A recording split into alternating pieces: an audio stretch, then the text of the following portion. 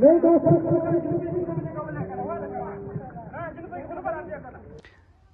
نظري زده کړو ترڅنګ عمل ته د تګ په موخه د ننګرهار پوهنتون د حقوقو او سیاسي علومو پوهنځي محصلینو یو عملي تمرین ترسره کړ.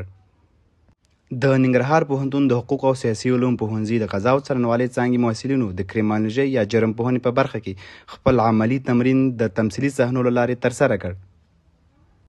د دغه تمرین لارښود استاد پوهانوال محفوظ الله عارفي د تمثیلي پارچې موخې داسې بیان کړي: موخه مو عامه پوهاوی، د پیښې پر ځای کې د مسؤلیت پیژندنه او د مسؤلینو مسلکي ظرفیت لوړول دي.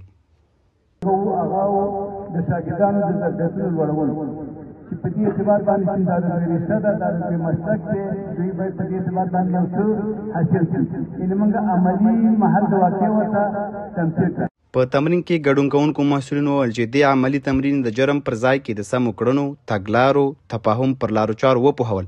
دوی زیاته کړه چې د نظري زده کړو ترڅنګ عملي تمرینونه هم ډېر مهم دي.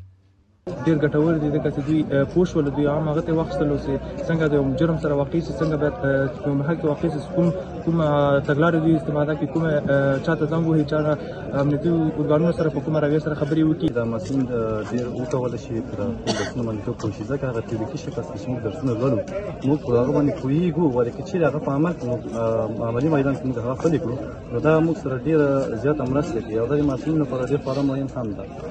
د پولیسو د رول تمثیل کوونکي یو محصل وویل د استادانو او محصلینو د خوښۍ ترڅنګ موږ ډېر څه له دې برنامې څخه زده کړل. برنامه مخې ته ویوړله، نو دې سره استادان او د محصلین ډېر څه ترلاسه کړه او ډېر زیات خوشحاله شو. داسې عملي چاپېریال رامنځته کول چې زده کړې ته واقعي بڼه ورکړي د حقوقو او سیاسي علومو پوهنځي لپاره نوی کار نه دی. دغه پوهنځي تېر کال هم ورته عملي تمرینونه ترسره کړي وو چې دا د زده کړو د پیاوړتیا لپاره د دوی ژمنتیا ښیي. مدثر عمرزی، ننګرهار پوهنتون، سیمه نیوز.